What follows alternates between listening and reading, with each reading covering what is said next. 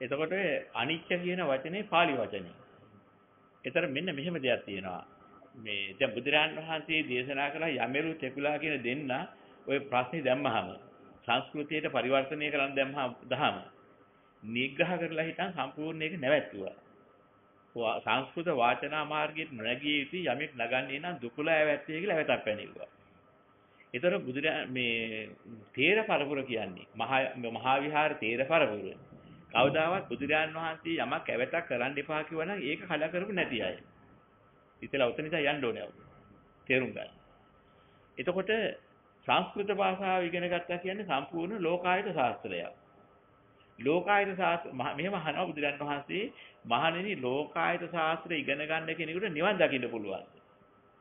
බෑ ස්වාමීනි කියනවා. නිවන් දකින්න ඕන කෙනෙක් ලෝකායත ශාස්ත්‍ර ඉගෙන ගන්නවද කියලා අහනවා. නෑ ස්වාමීනි කියනවා. මහණෙනි ලෝකායත ශාස්ත්‍ර නොදැරිය යුතු යමක් දරන්නේ නම් දුකුලා ඇවැත්තේ තවත් ඇවැත්තක් පැනෙනවා. දැන් කාරණා දෙකකින් ඕක කැපිලා තියෙනවා. දැන් සංස්කෘත භාෂාව කියන්නේ ලෝකායත ශාස්ත්‍රයක්. සංස්කෘත වාචනා මාර්ගයේ නොනැගිය යුතුයි කියන එක එකක්. ওই දෙකට ඇවැත් දෙකයි. තේරුණාද මම කියන්නේ? බුදුරණන් හතේ පනවා තියෙනවා. එහෙනම් තේරවාදී පරපුර කවරාවත් ඒක කඩ කරන්නේ නැහැ. තේරුණාද? එතකොට අනිත්‍ය කියන වචනේ සංස්කෘත වචනය. අනාත්ම කියන්නේ සංස්කෘත වචනයක්. ඒ වචන දෙක පාලි නෙමෙයි සිංහල නෙමෙයි. අනිත්‍ය අනාත්ම කියන වචන දෙක සංස්කෘත. ඒගොල්ලන්ට නෑ කියන්න බෑ. මේ සංස්කෘත වචන. ඉතින් ඒතකොට සංස්කෘත වචන භාවිතා කරන්න එපා කියලා තියෙද්දි. ඇයි සිංහල තේරුමට සංස්කෘත වචන දුන්නේ? එකක්. අනික් කාරණේ අනිත්‍ය කියන වචනේ සංස්කෘත වචනේ අර්ථය ස්ථිර නෑ කියන එක තමයි. තේරුණානේ? අනිත්‍ය කියන වචනේ අනියත කියන මේ පාලි වචනේ මේ සංස්කෘත වචනේ අනිත්‍ය. ඔබ හොඳට තේරුම් ගන්න. අනියත කියන වචනේ අනියතං කියන වචනේ. අනියතං කියන වචනේ සංස්කෘතයේත් නගන්නේ අනිත්‍ය කියලා. ඔව් ප්‍රශ්නේ උතනයි. ඉතින් අනිත්‍ය කියන එකට ස්ථිර නැහැ කියන එක බොරු නෙමෙයි. ඒක හරි. අනිත්‍ය කියන්නේ ස්ථිර නැහැ. හැබැයි අනිත්‍ය කියන එකේ සිංහල වචනේ අනිත්‍ය නෙමෙයි. මේ පාලි වචනේ. අනිත්‍ය කියන එකේ පාලි වචනේ අනියත. අනියතං. ඒතකොට ඒකේ සිංහල වචනේ අනියත. අනියතං අනියත. ඔව්. තියෙනවා. දැන් ඒක මම විග්‍රහ කරලා දෙන්න ඕනේ. දෙකින් එක. දැන් අනියතං කියන වචනේ තියෙනවා. අද්දුවං කියන වචනේ තියෙනවා. අද්දුවං අනියතං කියන්නේ දුව කියන්නේ ස්ථිර නැහැ. නියත වශයෙන් පවත්තන හේකුත් නැහැ. කියන කාරණා දෙක. ඒතොර මේ ත්‍රිලක්ෂණයේ වචනේ අනිත්‍ය. තේරුණානේ? ඒතොර වචන 40 ගානක් තියෙනවා කර්මස්ථාන ගන්න තව විවිධ ආකාරයේ වඩන්න. අද්දුව ඒතොර මේ අර තව වචනක් කියනවනේ දැන් ඒක මොනවද මේ අර යම් කිසි විදිහක ගෙඩියක් වාගේ තුවාලයක් වාගේ ගින්නක් වාගේ බයක් ඔය ආදී විවිධාකාර වචන තියෙනවානේ. ඔය හැම වචනෙම කරන්නේ පෙළෙන එක. එකක්. ඒ කියන්නේ ඔය වචන 40ක් තියෙනවා. 40න් කොටසක් අනිත්‍ය ලක්ෂණේ. කොටසක් දුක්ඛ ලක්ෂණේ. කොටසක් අනාත්ම ලක්ෂණේ. ඔය ලක්ෂණ තුනේ වචන 40. 40 ආකාරයක විදර්ශනාව තියෙනවානේ. ඒකේ ඔය වචන තුනේ මේවා තියෙනවා. අනිත්‍ය විතරක් නෙමෙයි. එතනක විග්‍රහ කරලා දෙන්න විස්තර වෙන්නේ නැහැ. එතකොට එතනින් ගත්තාම අනිත්‍ය කියන වචනේ වෙනුවට අනිත්‍යනේ අපි කියව වචනේ. අර අනිත්‍ය කියන දැන් පැත්තකින් තියන්නකෝ. ඒක දැන්ගේ සංස්කෘත වචනයක්.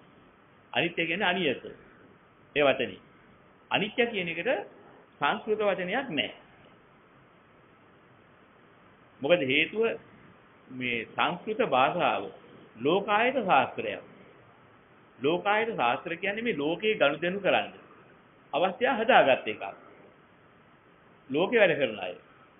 ලෝකයේ මේ ලෞකික වස්තු ගැන කතා ඒකේ තියෙනවා. 62ක් මිත්‍යා දෘෂ්ටි වැඩ කතා ඒකේ තියෙනවා. ඒවා කියන්න කතා තියෙනවා. බුදුදහම කියන්නේ හාත්පසින් වෙනස් දෙයක්. තේරුණාද? ඒක බුදුදහමේ අනිත්‍ය කියන වචනේ බුදු පියාණන් වහන්සේ නමක් දෙන්නේ. ඒ බුදු පියාණන් වහන්සේ නමක් දෙන වචනේ කවුරුවත් දන්නේ නැහැ. වචනේ අනිත්‍ය කියන එක තිබුණා. ඉස්සර අනිත්‍ය කියන වචනේ බුදුරජාණන් වහන්සේ දුන්නේ. අනාත්ම කියන වචනේ බුදුරජාණන් වහන්සේ දුන්නේ. දුක්ඛ කියන එකේ ගැඹුරු අර්ථයකින් බුදුරජාණන් වහන්සේ දුන්නේ. ඒ බුදුරජාණන් වහන්සේ දුන්න අනිත්‍ය දුක්ඛ අනාත්ම කියන වචන තුනම වෙන කිසිම ශාස්ත්‍රවලයක සම්බන්ධ නැහැ. නමුත් මේ මෑත කාලයකදී අනිත්‍ය අනාත්ම කියන වචන දෙක දාලා දුක්ඛ කියන එකේ තර්කය වරද්දාගෙන මේ ඉස්සෙල්ලා ඉන්න තිබිච්ච හැටියටම දැන් ඔය පේනවා තියෙන ඒවා. අනාත්ම කියලා වචනයක් සංස්කෘතියේ තිබුණ වචනේ බව ඔප්පු වෙලා තියෙනවා. සංස්කෘතිය අනාත්ම කියන එකක් තිබුණා නම් අනාත්මවාදී ඒ කාලේ තිබිලා තියෙන්න ඕනේ. සංස්කෘතිය. අනිත්‍ය කියන වචෙන්ට අනිත්‍ය කියලා නම් කියන්නේ. අනිත්‍ය වාදයක් සංස්කෘත කතිය දැකලා තියෙන්න ඕනේ. ඒක වෙලා නැහැ. බුදුවරේ ලෝකේ පහළ වෙනකන් තිලස් වෙන්නේ දෙන්න බෑ. එතකොට අන්න ඒක එක අර්ථයක්. දැන් එතකොට මෙතන අර්ථ බලා ගන්න එකින් එකට විග්‍රහ කරලා. ඉතින් අනිත්‍ය කියන එක විග්‍රහ කරන්න ගියහම බුදුරජාණන් වහන්සේ විග්‍රහ කළ අර්ථයක් තියෙනවනේ. බුදුරජාණන් වහන්සේම අනිත්‍ය විග්‍රහ කරන්නේ කතමාචානන්ද සබ්බ සංඛාරේසු අනිත්‍ය සංඥා. ආනන්ද මේ සියලු සංඛාරයන්ගේ අනිත්‍ය කියන සංඥාව මොකද්ද? දැන් අහලා කියනවා ඉදානන්ද බික්ඛු සබ්බ සංඛාරේහි අට්ඨියති හරායති jigucchati අයංගුච්ඡතානන්ද සබ්බ සංඛාරේසු අනිත්‍ය සංඥා. ආනන්ද මේ භික්ෂුව මේ සියලු සංඛාර පිළිබඳව අට්ඨියති එකක් හරායති jigucchati මෙන්න මේ කාරණා තුنين දකින්නවනම් මේකට කියනවා අනිත්‍ය සංඥාව. එතකොට මේ අනිත්‍ය සංඥාව විග්‍රහ කරලා කියනවා අට්ඨියති කියන්නේ පෙළෙනවා. එතකොට හරායති කියන්නේ හිරි කියන්නේ ලැජ්ජා විය යුතුයි. හිරියොතප් කියන එක හරායති කියන්නේ මේ අර්ථය. jigucchati කියන්නේ මල මුත්‍ර වගේ අපිරිසිදුයි. ඒ කියන්නේ ගන්න හොඳ එක හරයක් නෑ කියන එකයි. ලැජ්ජා විය යුතුයි ඒ වගේම මේ පිළිකුල් කළ යුතුයි කියන නමක පොතේ උගන්වන්නේ. ඔය කියන වචන තුنين පෙන්නන්නේ අනිත්‍ය සංඥාව. දැන් අනිත්‍ය සංඥාවේ විවිධ වචන තියෙනවා. ඒ කියන්නේ ඒකෙන් ඔය කිව්ව වචන හෙලෙනවා කියන්නේ අනිත්‍ය සංඥාව. ඒතකොට දැවෙනවා. ඒතකොට ඒ වගේ මඩක් වාගේ, කුණු ගොඩක් වාගේ, ජරාවක් වාගේ, බල්ලන්ට අහුවෙච්ච මස් කට්ටක් වාගේ, උගුසන්ට අහුවෙච්ච මස් කැටියක් වාගේ. මේ ආදේශ වචන. මොකද මේ හැම එකකින්ම අපිට පෙන්වන්නේ අට්ටියදී. කෙලෙන් ලක්ෂණ. ඔය හැම එකකින් දැන් අපිට සැරව පිරුණු ගෙඩියක් වාගේ කිව්වහම මේක පිළිනවා කොච්චර හරි. නිදෙනවා කැක්කුමයි දරන්න බෑ. ඇහෙන් පෑ දවල් දෙක එක වාගේ කැක්කුම. ඒකේ ස්වභාවයෙන්. ඉතින් ඒක සැරව පිරුණු ගෙඩියක් වාගේ. ඉතින් එතකොට ඒක ලක්ෂණයක්. අන්න මේ ලක්ෂණ වලින් පිළෙන ලක්ෂණය මුල් කරගෙන. ඒක දැක්කට පස්සේ යමකින් යමක් පිළෙනවා නම් ඒ පිළෙනීම හොඳයි කියන්නේ ලැජ්ජ නැද්ද කියලා වැටහෙනවා. Taman දන්නවා නම් මේක ඇසුරු කරලා පිළෙනවා කියලා. ඒ පිළෙන එක හොඳයි කියන්නේ ලැජ්ජ නැද්ද? නුවණ පහළ වෙනවා. අහන්න පුළුවන්. ඔයාලා තවත් මේ පිළෙනීම හොඳයි කියන්නේ ලැජ්ජ නැද්ද? කියලා හෙයි හැරි. වැටහුණා නම් එහෙම අහන්න පුළුවන්. අන්න ඒකයි. අපි අහන්නේ ඒ වගේ කතා. දැන් ඔයාලට හෙළුවෙරියන්ට ලැජ්ජ නැද්ද? කියලා අහනවා අපි කෙනෙක්ගෙන්. ඊ අහන්න සුදුසු එකක් නේ. ඊයකින් පිළිනීම හොඳයි කියන්නේ ලැජ්ජ නැද්ද? ඇයි හැරි? ඒකත් ඒ අර්ථයමයි වෙන්නන්නේ. ඔයා පිළිකුල් කළ යුතු දේවල්. හෙළුවෙන් යන්නේ පිළිකුල් කරන්න ඕනේ. අන් කිව්වා වාගේ. එතන මේ පිළිනීම හොඳයි කියන්නේ පිළිකුල් කරන්න එපා. හොඳයි කියන්න වටිනවාද? ලැජ්ජ නැද්ද? ඔය එකම අදහසනේ ආවේ. අන්නේ හැඟීම තමයි එන්න ඕනේ අනිත්‍ය ලක්ෂණ. දැන් තේරෙනවද කියන්නේ? අනිත්‍ය ලක්ෂණේ ඔන්න ඔය විදිහට එනවා. අනිත්‍යයි කියන්නේ ඔය අර්ථය. එතකොට මේ අර්ථයේද තව විවිධ වචන තියෙනවා. යම් කිසි කැමැතිය පවත්වන්න බෑ. මොකක් නිසාද? පෙළෙන එකක් නේ. පෙළෙන එක කැමැතිය පවත්වන්න පුළුවන් කමක් නැහැ. දැන් සමහරලාට කෙනෙකුට හිතන්න පුළුවන් කැමැතිය පවත්වන්න පුළුවන් ඒවා ලෝකේ තියෙනවා. තේරුණානේ? කැමැතිය පවත්වන්න පුළුවන් දේ ලෝකේ තියෙනවා කියලා මම ඔප්පු කරලා පෙන්නනවා කියලා කෙනෙක් කියන්න පුළුවන්. යම් කිසි කෙනෙක් කැමැති අහවල් ස්ත්‍රියට. එයාට ඒක හම්බ වුණා. එයා ජීවත් වෙන ඇත්ත කියලා ආස්වාදයි. මම කැමැතිය පැවතුණානේ. එහෙම අදහසක් එයා දෙන්න පුළුවන් තර්කයක් ගේන්න පුළුවන්. වැටහෙනවද මම කියන්නේ? ඔව් ඒක තමයි. ඒතකොට අන්න ඒකෙදි ඒතකොට අපි අහනවා මෙන්න මෙහෙම දෙයක්. ඔක තේරුම් ගන්න ඕනේ වැදගත් දෙයක්. ඒ කැමැතිසේ පවත්වන්න පුළුවන් දෙයක් තියෙනවා කියලා කියනකොට ඕකට මෙන්න අපේ මේ බුදුදහමේ විවිධ උදාහරණ උපමා තියෙනවා. විග්‍රහ කරලා. දැන් කැමැතිසේ පවත්වන්න පුළුවන් කියන එකට මේ ඒ අදහස් ගන්නවා. කන්නන් මෙන් විස අඹපල සිස්සේ මන් සන්තෝෂ කර කිමපල සිස්සේ. ඔය ලෝ වැඩ සංකරාවේ කවියකින් පෙන්වන්නේ දහම අර්ථයක්.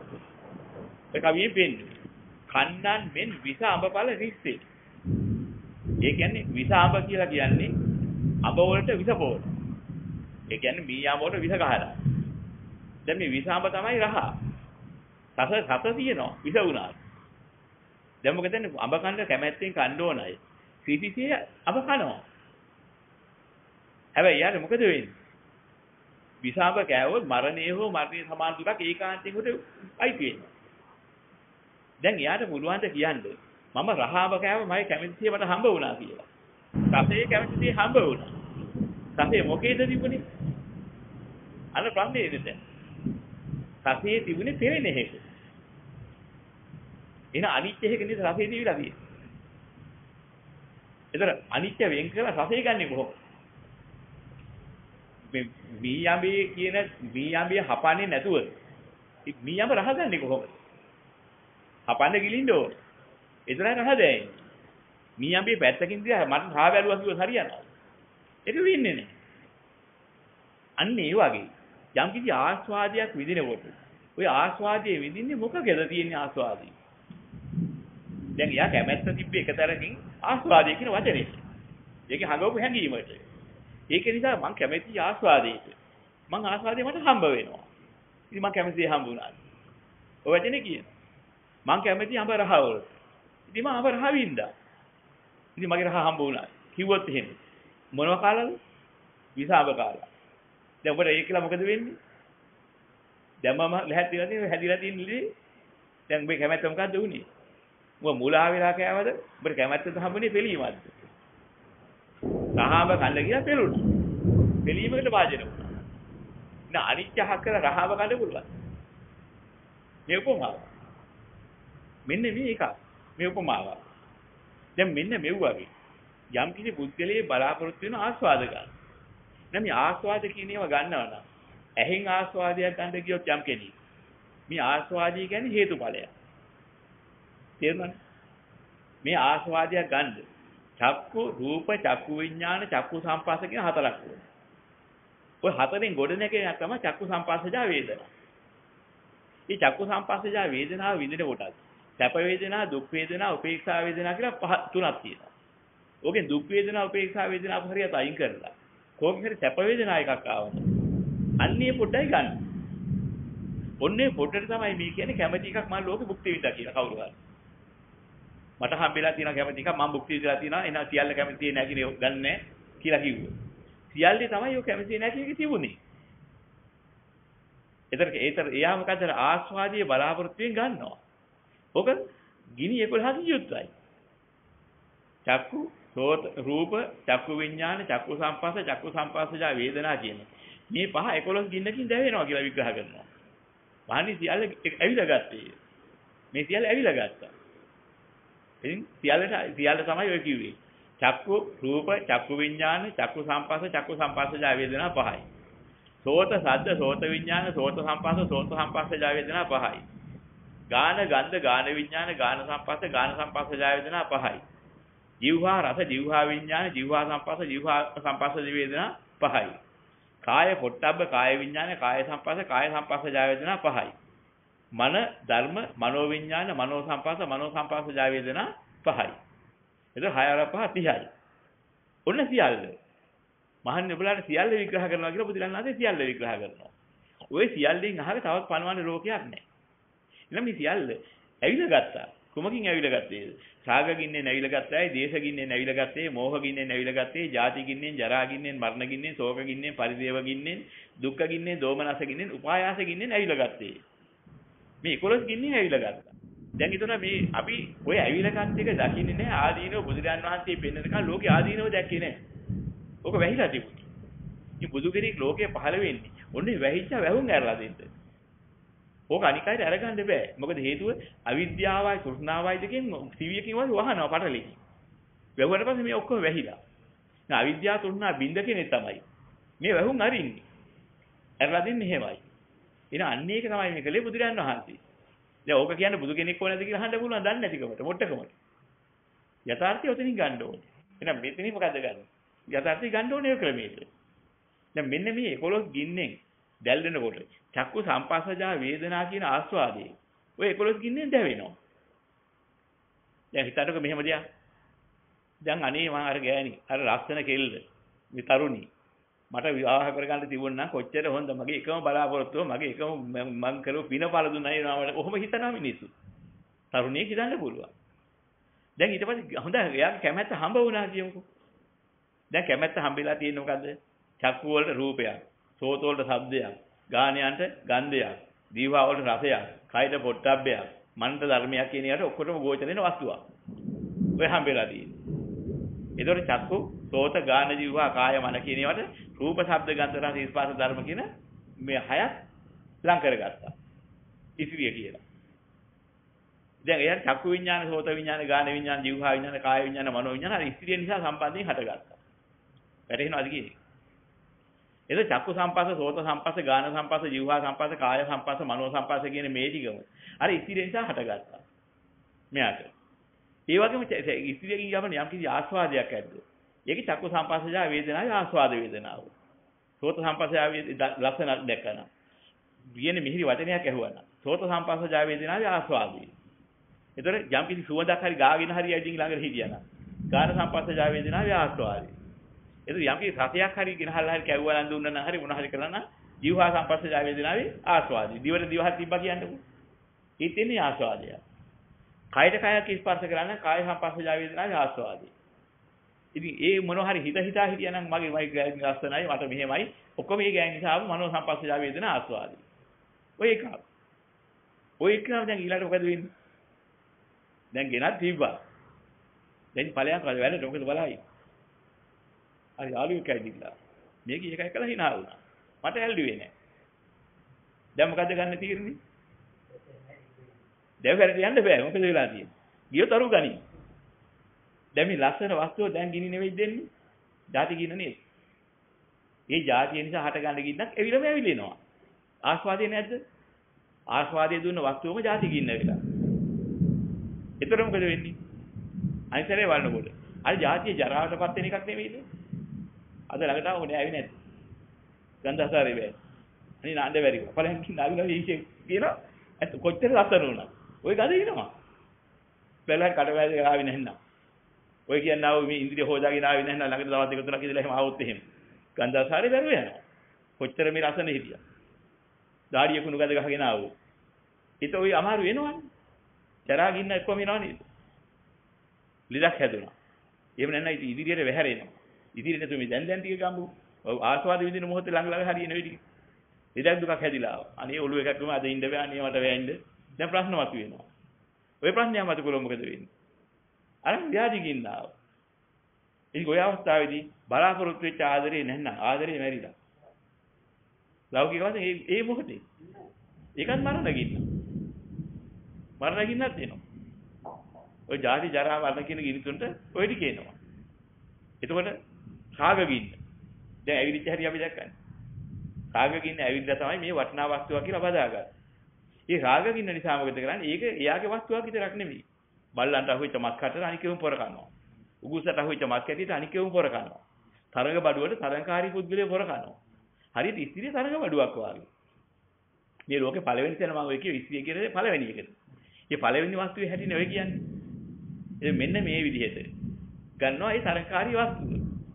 ඒ තරංකාරී වස්තුව ගත්තාම මොකද වෙන්නේ? ඔය ක්‍රමයේද ඒ තරංකාරී වස්තුවක් තියෙනවා. ඒ තරංකාරී වස්තුවත් අන්තිමට ඔය කියන්නාව ඔක්කොම ගිනි ටික දෙනවා. ඊට පස්සේ මොකද කරන්නේ? තව එහෙම එකක් වෙලා නැහැ. මෙයා හිතෙන් හිතනවා. හැබැයි එහෙම වුණොත් එහෙම. ඔකම යාළුකම් බලන්නේ නැහැ. ඔක මම බාවනවා. දැන් මේ හිත මොහෙන් නේද මේ බැහැලා ඉන්නේ. මොහයයි ද්වේෂයයි. එතකොට මේ දැවෙනව නේද එතන? දැන් මේ පෙළෙනව නේද මේවා? ඒ පෙළීම මොකෙන්ද දුන්නේ? අර ආස්වාද වස්තුව නේද? ඒතර යා ආස්වාදයේ මුක්ති විඳින්න කිය මට කැමති එකක් හම්බුනා කියලා දැන් මොකද වට කරලා තියෙන්නේ? 11 ඉන්නේ නේද?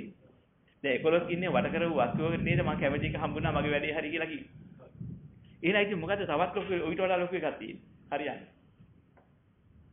තරුණියෙකුට හිත බැඳ එක තමයි ලෝකේ පළවෙනිය. බුදුරජාණන් වහන්සේ දේශනා කරනවා මේ යම් කිසි පුරුෂයෙකුට ඉස්ත්‍රි රූපේ, ඉස්ත්‍රි ශබ්දේ, ඉස්ත්‍රි ගන්ධේ, ඉස්ත්‍රි රසේ, ඉස්ත්‍රි ස්පර්ශයේ තරම් මනවන දෙයක් ලෝකේ තවත් නොදකින්න.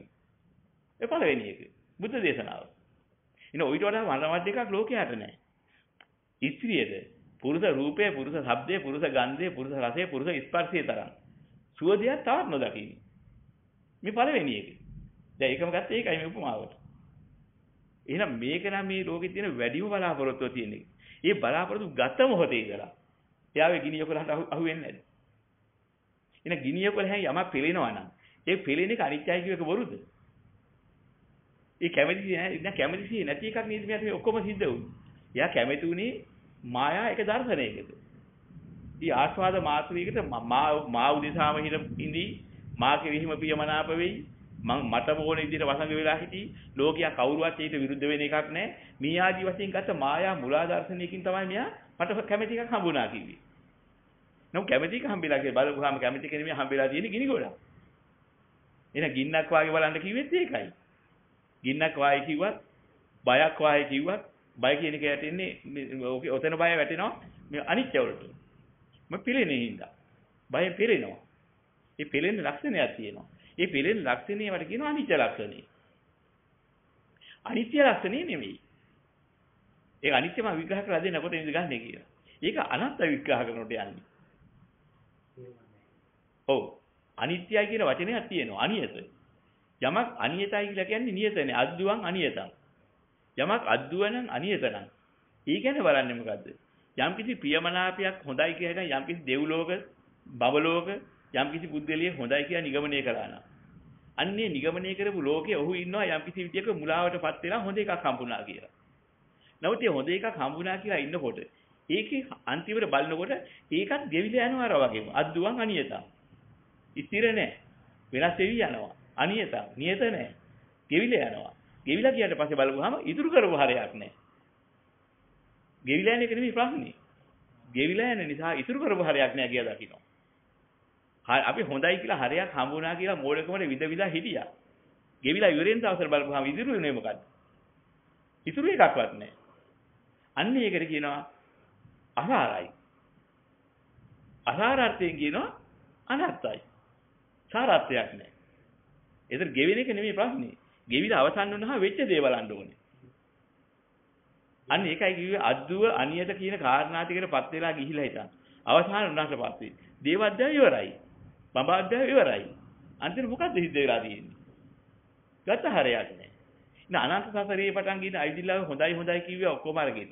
ඒ ඔක්කොම ගෙවිලා ඉවර වුණාට පස්සේ ඉතුරු යන්නේ හරයක්. අන්න මේක දැක්කට පස්සේ කියන අනත්ත දැක්කා. ඒක අනිත්‍ය දැක්ක නෙවෙයි. අනිත්‍ය දැක්කත් නෙවෙයි. අනිත්‍ය නිසා අදුව නිසා ඒක ඒකාකාරව තිබුණේ ගෙවිලා ඉවර වුණා. හැබැයි ඉතුරු කරපු හරයක් නැහැ. මෙන්න මේක දැකදාට ඒක අසාරත්වයේ දකින්න. අන්න ඒක අනත්ත දැකීමේ ක්‍රමය. ඒක අනත්තං අසාර කට්ටේ නාති. අසාරාර්ථයෙන් අනත්තයි කියනවා. දුක්ඛං බයත්තේ. දුක කියන්නේ බය අර්ථයෙන්. බය අර්ථයෙන් කියන්නේ මොකද්ද? කැඩෙන දෙයක්, බිඳෙන දෙයක්, විනාශ වෙන දෙයක්, හොරු පැහැර ගන්න දෙයක්, ජරාවටපත් වෙන දෙයක්, මේ ලෙඩ රෝග වලට ගොදුරු වෙන දෙයක්, මංකොල්ල කන දෙයක්, ඒ වගේම විවිධාකාර වන්නාව වලන් තීත්තම් වලට භාජන වෙන දෙයක්, හොරු පැහැර ගන්න දෙයක්, මේ වගේ අප්‍රමාණ වන්නාව විවිධාකාර පිළීම් වලට භාජන වෙන දෙයක් ගත්ත නිසා අපි ඕකට හිත මැදගත්තොත් කැඩෙයිද, විදෙයිද, විනාශ වෙයිද, කඩයිද, විදීද, විනාශ කරයිද, කැඩී විදී විනාශ වී යයිද, හොරු පැහැර ගනීද, මංකොල්ල කයිද, එතන ලෙඩ රෝග ඇති වෙයිද, ඇස් කන්ද වෙයිද, කම් බිහිරි වෙයිද, මේ දේවල් වෙයිද කියලා බයක් එනවා. තා වෙලා නැහැ. නමුත් මේ මොහොතේ කොච්චර ආස්වාද වස්තු වුණා ආස්වාද වැඩි කරපු තරමද අනේ මගේ පුතා කරදරයක් වෙයිද මට මේ ලෝකේ ඉන්න පළවෙනි වස්තුව මගේ පුතාට කරදරයක් වෙයිද ඇයි එහෙම කියන්නේ කරදරේට ගෝචරින වස්තුවක් පුතා කියන්නේ අනේ මගේ පුතාට එහෙම ලෙඩක් බෝවෙන් රෝගයක් හැදෙයිද අනේ මගේ පුතාට මොකක් හරි ඇස් පේන්නේ නැතුව යයිද කන් ඇහෙන්නේ නැතුව යයිද අනේ මගේ පුතාට කතා කරන්න එහෙම බැරි වෙලා යයිද මේ ඔක්කොම එහෙම වෙන වස්තුවක් නිසා නේද මේ ප්‍රශ්නේ එන්නේ ඒ නිසා නේද යට සැකේ ඉන්නේ ඒ සැක බයක් නේද ඔන්නේ බයක් ඇති වෙන්න ඕනේ මේ සියලු සම්පත් කියන ඒවා ගැන. මේ සම්පත් කියන සියල්ලම 11 කින්න දේ අරත් වෙන නිසා. ඉතින් ඔය කියනවා විවිධ 11 කින්න විග්‍රහ වෙලා යනකොට, ಜಾති කින්න විග්‍රහ වෙනකොට තමයි අපි ඒ කිව්ව ඔක්කොම ටික තියෙන්නේ. එහෙනම් මේවා විශාල විග්‍රහයක් කියන බයක් එනවා. මේක වෙයිද? අනේ එහෙම නම් වෙන්න එපා. ඉතින් වෙන්න එපා කියවට හරියන්නේ නැහැ වෙන වස්තුවක් නේ. අනේ පුතේ යන්න නම් එපා එළියටවත්. අහවල් ළමින්ට ලොකු අමාරුවක් තියෙනවා. ඔයා යන්න එපා නේ පුතේ හෙවලා. ඌ යනවා. ඉතින් මෙහෙ ඔළුව හැපිලා කෑ ගහනවා. ඉතින් පුතේ ඔයාට ගස් නගින්න එපා. ඔයාට මොනවා හරි අපලයක් තියෙනවා. මොනවා හරි එහෙම තියෙනවා කියනවා. ඌ නගිනවා ගහට. අම්මා පපුව බදාගෙන කෑ ගහනවා විම ඉඳලා. බහින්න පුතේ බහින්න. ඌ ඊට උඩට යනවා. දැන් මොකද වෙන්නේ? බය. දැන් පොඩි දුකක්ද? ආශා කරන තරමට මේ වස්තුවකදී බය ඇති වෙනවා. දුක්ඛම් බයක් තියෙනවා. ඔන්නේ බය ඇති වුනහම මෙහෙම ගිනි බය විද මොකටද මේ ආස්වාදයන් පස්සේ යන්නේ? කෙනෙකුට අදහසක් ආව නම් ඔන්නෝකට කියනවා දුක්ඛ ලක්ෂණය දැක්කා. ඒක ඥානයෙන් දකින්න. මෙහෙම පිළිදීම පස්සේ මොකටද යන්නේ? අනිත්‍ය ලක්ෂණය දැක්කා. මෙහෙම අසාරේව පස්සේ මොකටද යන්නේ? අනාත්ම ලක්ෂණය දැක්කා. ඔන්න ලක්ෂණ තුන. ওই ලක්ෂණ තුන දැක්කට පස්සේ මොකද වෙන්නේ? අනේ මේ ආස්වාද කියන ඒවා මොනතරම් අසාර දෙයක්ද? මොනතරම් පිළීමට ගෝචර වෙන පිළෙන වස්තු අතරේ තියෙන පිළෙන කොටසක්ද? මොනතරම් බය වෙන යුතු ඒවාද? මෙහෙම මේවා පිළිබඳ වටිනාකම දෙන්නේ කොහොමද? මෙන්න මේ අදහස ඇවිදින්න. ඔය තුන් ආකාරයෙන්ම දැක්කහම වටිනාකම බහිඳ පටන් ගන්නවා. මොකද ආස්වාදවල. ඊ ආස්වාද ප්‍රියමනාපයන්ගේ වටිනාකම බහැලා ඔක බිඳුවට බැස්සාම කියන සංකාර උපේක්ෂා ඥානෙ. එතෙන්ට එන්නේ. ඉතින් මේකේ දකින්න උද්‍යව ඥානෙ කිව්වේ ඉස්සෙල්ලා. කේනට්ටේ නැච උපාද වයටේ නැනිච්ච. තවත් අනිත්‍ය විග්‍රහ කරපු දෙනා. උපාද වය දකින්න.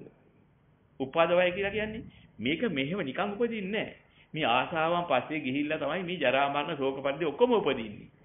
මෙන්න උපාද. ඒතර යම් දවසක මේ ආස්වාදයන්ගේ බුලාව අතහැරලා දැම්මොත් මේ සම්බන්ධය නැති වෙලා ගියෝ ගිලිහිලා ගියොත් එදාට මේ ජරා මරණ ශෝක පරිදේ හදන්නේ මේ මුළු ජාතිය හදන්නේ නැහැ. එදාටයි නිදහස්. එන්නේ වැය. උපාද වැය කියන්නේ ඇති උනා නැති උනා නෙවෙයි. ඔය පස්සේ හදාගත්ත ගුණක් ඒ. ඇති වෙන්නේ මෙන්න මේ ක්‍රමයට මොනවද? ජරා මරණත් උපදිනවා. මොකක් නිසා? ජාතිය නිසා. ශෝක පරිදේව දුක්ඛ දෝමනස උපදිනවා. මොකද ජරා මරණ නිසා. ජරා මරණ කියන්නේ මරණ මොහොතේ අර මේ උනාස් වේලා මැරෙන එක විතරක් නෙමෙයි. ওই සෑම අවස්ථාවකම අවස්ථා ජරාව අවස්ථා මරණය. ඒකත් ඕක ගයන්දු ක්ෂණික ඒවා.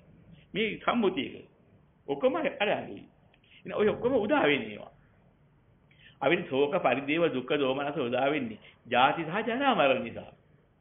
භව නිසා ජාති උදා වෙනවා. උපාදාන නිසා භව උදා වෙනවා. ඒක තණ්හා නිසා උපාදාන උදා වෙනවා. වේදනා නිසා තණ්හා උදා වෙනවා. ස්පර්ශ නිසා වේදනා උදා වෙනවා. සලආයතන නිසා ස්පර්ශ උදා වෙනවා. නාම රූප නිසා සලආයතන උදා වෙනවා. විඥාන නිසා නාම රූප උදා වෙනවා. සංකාර නිසා විඥාන උදා වෙනවා. අවිද්‍යාව නිසා සංකාර උදා වෙනවා.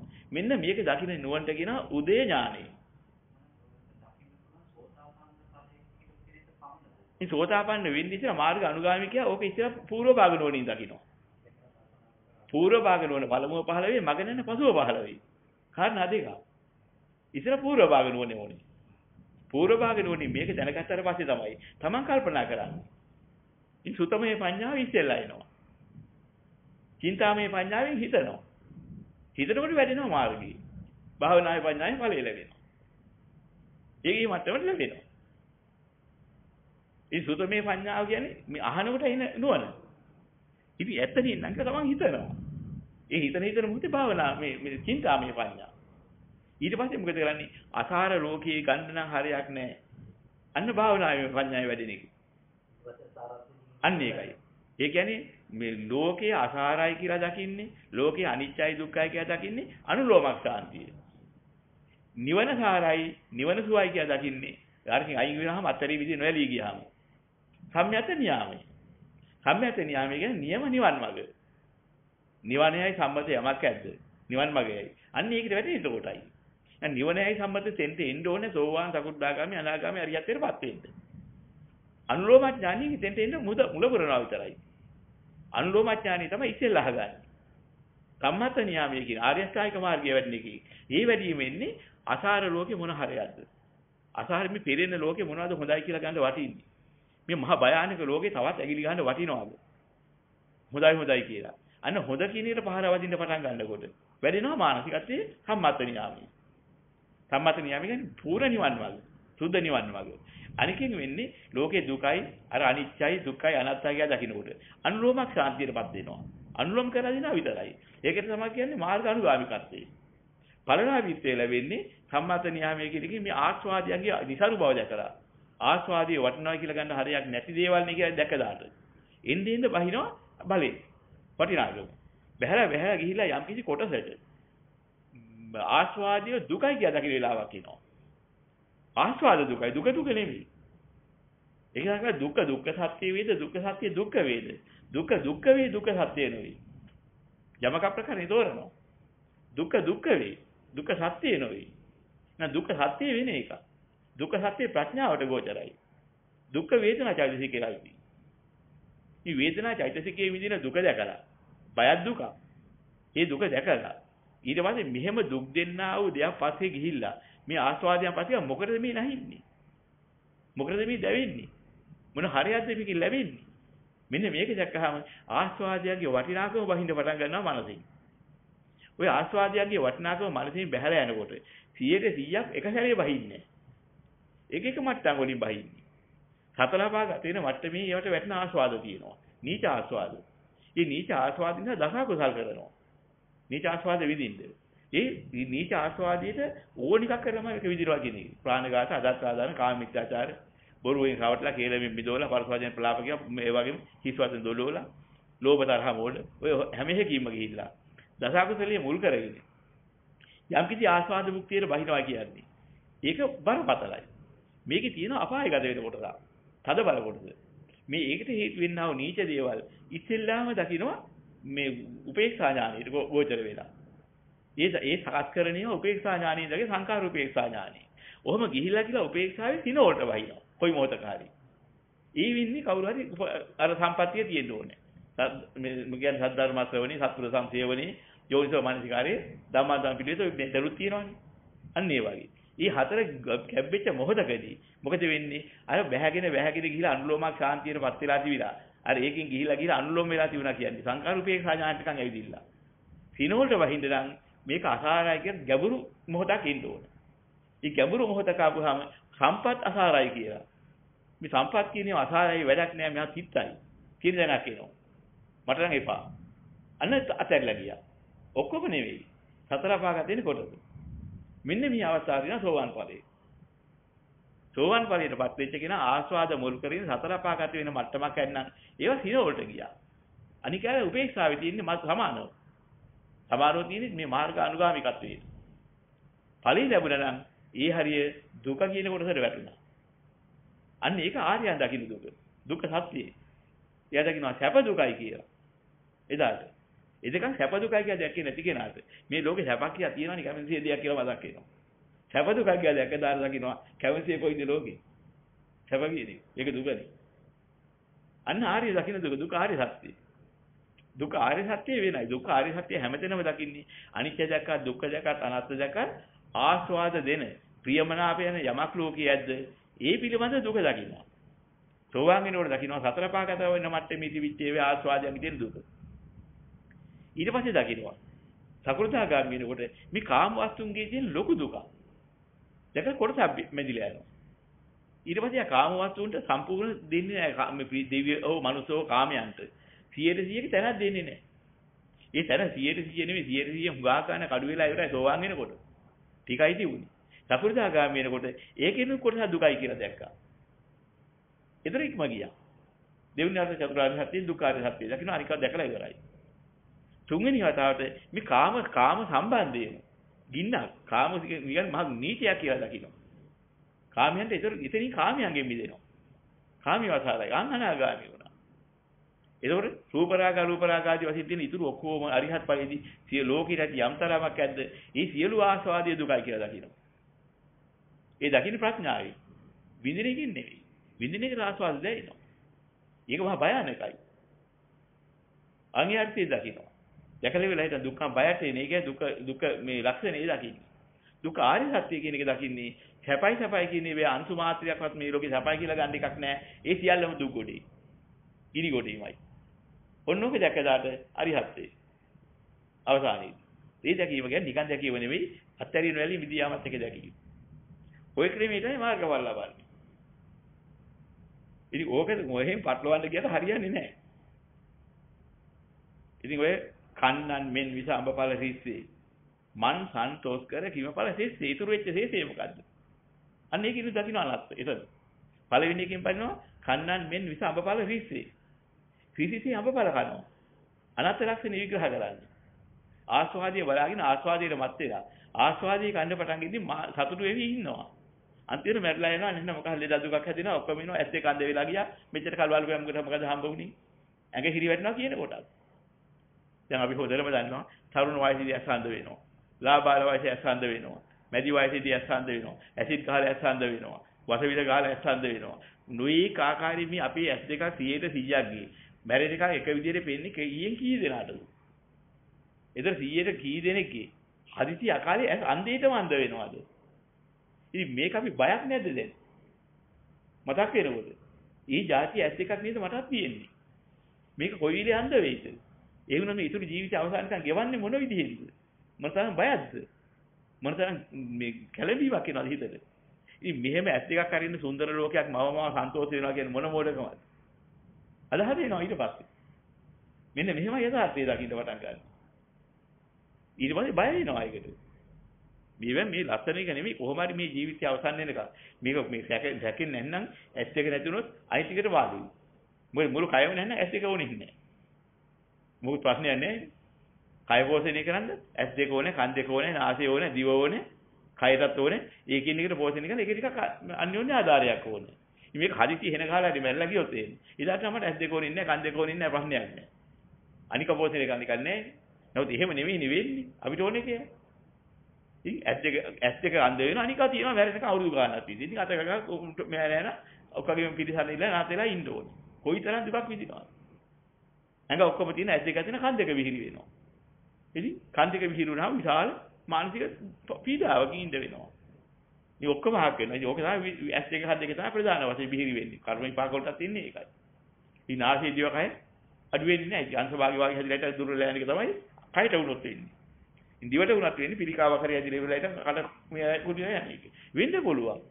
ඉතින් එහෙම වෙන්න පුළුවන් ලෝකයක් තුළ දැන් ඕක තමයි කියන්නේ මහා ප්‍රඥාව ඇති බුදුරජාණන් වහන්සේට. මහල්ලේ දැක්ක ගමන් මොකද හිතුනේ? මේ මහලු වෙන කය අරගෙන මේ ශ්‍රී ලංකාවේ මොනතරම් හිස්යක්ද? මොකද්ද මේ මෝඩ වැඩි? උන්වහන්සේ එක මොහොතකින් මතක් වුණා. ශ්‍රී ලංකාවේ මේක වැඩක් නෑ යන් ආපහු කියලා ගියා. මාස ගානකට පස්සේ ආයෙසරයක් ගියා. ගියාට අර බලාපොරොත්තු වෙච්ච එක වෙනස් වුණේ නැහැ. ගියේ තවත් පරිේෂණ බලන්න. යනු ලෙඩ දැක්කා. උස්සගෙන යනවා. අපි ලෙඩ වෙනවද? ඉතින් මේ ලෙඩ වෙන කුණු කයක් අරගෙන අපි මේ ශ්‍රී ලංකාවට දාගලන්නේ. අන්න උන්වහන්සේගේ ඥානෙ. අනිකේ ලෙඩ දැක්කට පස්සේ ගොයද යන කුණක් අපි ඉස්සරහට හුණා අසුබලක් අපි යන අනිත් පැත්තේ. ශ්‍රී ලංකාවට යනවා අනික වෙන. දැන් මෙයා හැම නෙමෙයි උන්වහන්සේ. අර මහා ඥානීය මොහුකුරාගේ නුවණට ලෙඩා දකින්නකොටම මේ කය ලෙඩ වෙන කයක් නේද? මේ ලෙඩ වෙන කයක් අරින්න මොන සන්තෝෂයක්ද? වැඩක් නැහැ සන්තෝෂ වෙලා. මෙහෙම කුණු කොටවලද මේ අපි ළඟ තියෙන්නේ? ගියා. අයිතරේ මොකද? මැරිලා. මැරිච්ච එකෙක් දැක්කා. අපි මැරෙනවා. කොයි මොහොතෙත් මැරෙනවා. ඉතින් මෙහෙම මැරෙන අකාලේ මැරලා වෙනසිලත් යනවා. එහෙම කයක් අරින්න මොන සන්තෝෂයක්ද? මේ මෙහෙම කුණක්ද මේ? එතකොට ලෙඩ වෙන එක, බැහැරෙන එක, මැරෙන එක ඒකාන්ත උරුමයි. ඉතින් එහෙම එකක් අරගෙන ඉවරලා හිටන් මම මොනවද සන්තෝෂ වෙන්නේ? මට වැඩක් නැහැ මේ සන්තෝෂේ. මොකද්ද මේකට ගන්න පියවර? මේක මිදෙන්න බැයිද? ඉතින් ඒතකොට දන්නවා. ඉරිසෝරු දැකලා තියෙනවා. ඒගොල්ලන්ගේ දහම අහලා තියෙනවා. ඒතකොට ඉගෙනගෙන තියෙනවා. ඒවෙන් දැනගත්ත අපි පෙර භව ගැන අනන්තයේ පටන් එන හැටි, ඉදිරියට යන හැටි, ඒ සතර ගමනක් තියෙන හැටි. ඉතින් උන්වහන්සේ දකිනවා මේ ගමනක් තුළ කොච්චරනම් විඳලා තියෙනවද? මොනතරම් දුක් විඳලාද? තව ඉදිරියට කොච්චර යන්න තියෙනවද? මේකේ සැනසුමක් නැද්ද? හරියට දැන් මොකද්ද වෙන්නේ? ඔබ බයනිකයි ඉන්නේ ඒක. ඉක්මන් කරලා මේකට ප්‍රතිකර්මයක් හොයන්න ඕනේ. අන්න උන්වහන්සේට ආපු නිගමනේ. අර ඔක්කොම අතහැරලා ගියේ යථාර්ථය හොයාගන්න. මොකද කාටවත් මේක අහුවෙලා නැහැ. ඔක්කොම එකලා කී යනවා. එක එක තැන උපදිනවා. මේ උපදින සාකල් කවදාවත් මේවා මිදෙන්න බෑ. කොච්චර හොඳ එකක් කරලා පින් කරලා උපන්නත් මේකෙන් මිදෙන්න බෑනේ. ඉතින් මොකද ඒ වෙදී කවුරුත් දන්නේ නැද මේක උපදීම නතර කරන කෙනෙක්. අන්න උන්වහන්සේ එතනයි කෙලිම හිටියේ. ඉතින් එන උන්වහන්සේලා තිබුණානේ මේ අනික ඔකට වඩා 100,000 ගුණයක් ආස්වාද සම්පත් ඔක්කොම තිබුණා උන්වහන්සේට. පස්සේ යන්න බැරිය කියන්න බැරිය. තරුණ කාලේ නමයි කියන්න බැරිය. බෑ. යථාර්ථයේ ප්‍රඥාව වැඩෙන්න. අර ගින්න දකින්නකොට ආස්වාදයේ දෙවෙනි තුන්වෙනි වෙනවා. ආයි නැගින්නේ නැහැ කවදාවත්.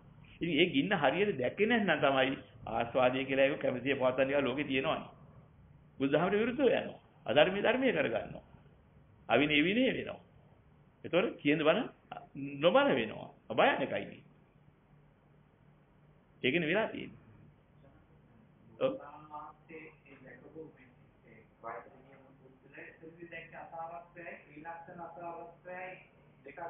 ඔව් දැන් මෙහෙමයි. මේ දෙක ඔතනින් දකින්න මෙහෙම.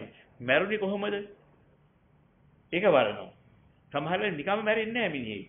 දැන් උන්වහන්සේ කල්පනා කරන මිනිහේ මැරිලානේ. මිනිස්සු කොහොමද මැරෙන්නේ? දැන් කල්පනා කරනවා. ගස්වලින් වැහලා මැරෙනවා. දෙද හැදිලා මැරෙනවා. දුක් විඳලා මැරෙනවා. කණ්ඩ නැතුව මැරෙනවා. පිපාසයෙන් පෙයිලා මැරෙනවා. හුස්ම ගන්න බැරිලා මැරෙනවා. විවිධාකාර ප්‍රශ්න වලින් මැරෙනවා. කොච්චර පෙළෙනවද මේ මරණය කියන එක ලේසියෙන් හම්බෙන එකද? මේ කයි කොච්චර පෙළෙනවද? පෙළෙන ලක්ෂණේ දැක්කම අනිත්‍ය දකින්නවා. එතන. ඉතින් මෙහෙම එකක් අරගෙන කොච්චර බයද මේ හොඳයි කියලා අල්ලගෙන ඉන්නද? බය ලක්ෂණේ දැකලා දුක්ඛ ලක්ෂණේ දකින්නවා. ඉතින් මෙහෙම කයක් අරගෙන ඉඳලා මේ සුන්දර ලෝකේ නඩ එකා මැරිලා ගියාට පස්සේ මොකද ඉතුරු වුනේ හරේ? අනත්ත ලක්ෂණේ දකින්නවා. ඉතුරු දකින්නවා. ඔය තුنين කෝකාරි කමක් නැහැ. Taman පුරුදු කරගෙන ආපු අනිත්‍ය දකලා නාම සසරේ පුරුදු කරගෙන ආව මොනවා හරි වල්ලා. එයා ඒ ලක්ෂණේ වුරු කරගෙන අනික්වත් දකින්නවා. දුක්ඛ නාම. තමයි දුක්ඛ ලක්ෂණේ නිතර පුහුණු කරලා තිබුණා විදර්ශනා කරලා. දුක්ඛ ලක්ෂණේ මුල් කරගෙන අනිත්‍ය අනාත්ම දකින්නවා. අනාත්ම ලක්ෂණේ ප්‍රදාන කරගෙන තිබුණා. අනාත්ම ලක්ෂණේ මුල් කරගෙන අනිත්‍ය දුක්ඛ දකින්නවා. ඒ ත්‍රිලක්ෂණේම දකින්න එකක් දකින්නකොට. එකක් කරලා අනික නොදකි ඉන්නේ. එකක් දකින්නකොට අනිකක් දකින්නවා. හැබැයි දකින්න ප්‍රදාන එකක් තියෙනවා. තමන් පුරුදු කරපු ක්‍රමී. රූපي අනිත්‍ය වෙන හැටි, වේදනා අනිත්‍ය වෙන හැටි වචන කිය හිටියට බෑ. ඒක හරියට තේරුම් ගන්න තිබුණා විදර්ශනාවේ වැඩිලා තිබුණා. අනිත්‍ය ලක්ෂණය මුල් කරගෙන දුක්ඛ අනාත්ම දකින්නවා. හරිනේ මේ සසර හරි භයානකයි. දැන් අපි කතා කරනකොට ඒක දැනගත්තා. එයා මොකද්ද වල්ලා තිබුණේ. ඒක පාරියාග අදහසක් එනවා. අනේ මේක හරි අසාරයි. එන අනාත්ම ලක්ෂණය වල්ලා තියෙන්නේ. අනිත් සසර කියන්නේ හරි භයානක දෙයක්. එයා දුක්ඛ ලක්ෂණය වල්ලා තියෙන්නේ. අනේ මේක හරි මහා පෙළෙන එකක් නෙමෙයි. හැමතැනම. අනිත්‍ය ලක්ෂණය වල්ලා තියෙන්නේ. හොයාගන්න පුළුවන් ඒ ත්‍රිලක්ෂණේ කොහොමද වරලා තියෙන්නේ කියලා. ඊ ලක්ෂණේ මුල් කරගත්ත භාවනාවකින් එයා ප්‍රගුණ කරන්න ඕනේ. එතකොට ඒ අනුසාරයෙන් දුක්ඛ දකින්න අනාත්මත් දකින්න. භයානකත්වයෙන් විතර සිහි කර පුරුදුනාම අනිත්‍යත් දකින්න අනාත්මත් දකින්න. අසාරත්වය දැකලා පුරුදුනොත් අනිත්‍යත් දකින්න දුක්ඛත් දකින්න එයා ප්‍රදාන කරේ. එහෙමයි යන්නේ. ඔය ඔක්කොම දැකලා ලබන අනුලෝම ශාන්තිය. ඔය කෝකෙන් හරි ලබන්නේ අනී මේ සම්පත් කියන ඒවා මහා භයානකයි. සම්පත් කියන ඒවා මේ පෙරණියවත් එක තියෙන ඒවා. සම්පත් කියන ඒවා කිසිම හරයක් නැහැ. මේවත් අල්ලගන්න ගිහලා තමයි මේ මරවුල් වලට මේ කොටු වෙලා ඉන්නේ. ඔක්කොම මේක. මේවා මරවුල්නේ. මේවට මොනවද තැනක් දෙන්න පුළුවන්. දැන් අපි මේ කල්පනා කරනවා තදංග ප්‍රහාණය. තද් අංග. ඒ කතා කරන මේ හිතන මොහොතේ දැන් ප්‍රහාණයයි. දැන් මෙතෙන්දිත් අපිට මේ පංච නීවරණ ප්‍රහාණයයි. තදංග ප්‍රහාණය කියන්නේ කෙලෙස් නෙමෙයි.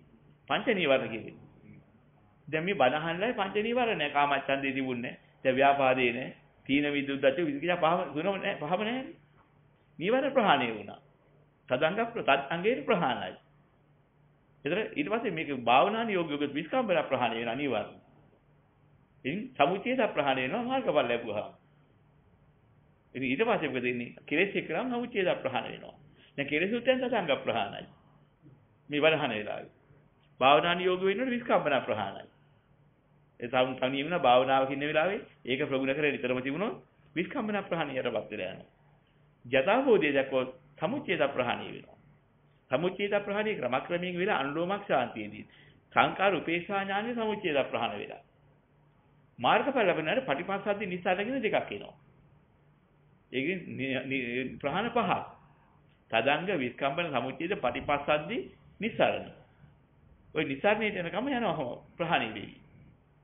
පටිපස්සද්දි ලබන්නේ මාර්ගඵල ලැබෙන මොහොතේ. ඒ කියන්නේ පටිපස්සද්දි කියන්නේ ඒ මොහොතේදීම ඔහු බැඳීමේ නිදහස වෙලා සැහැල්ලුවටපත් වෙනවා.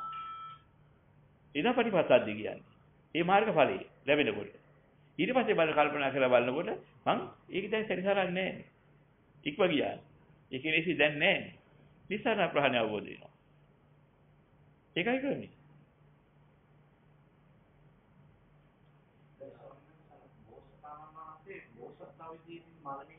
ඔව් ඔව්. ඔව්. ඉතින් පූර්ව භාග නුවණේ පළමුව.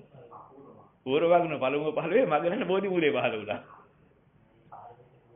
අන්න ඒකයි. ඔමෙ නේ කියලා ගියේ. ඒක තමයි ගියේ කරන්නේ.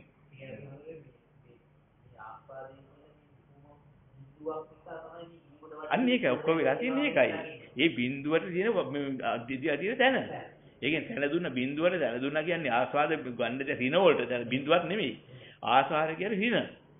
අපි රැවටලා ඉන්නේ තන කියලා. ඉතින් ඕකට වටිනාකම දීලා තියෙන අවිද්‍යාවෙන්.